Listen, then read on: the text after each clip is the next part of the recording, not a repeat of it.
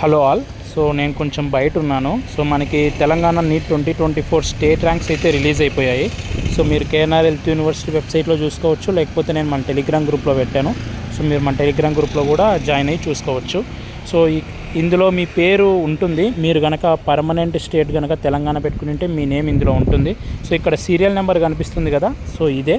So టోటల్గా తెలంగాణలో ఎంతమంది క్వాలిఫై అయ్యారు అనే దానికి సంబంధించి ఈ లిస్టు మొత్తం ఉంటుంది.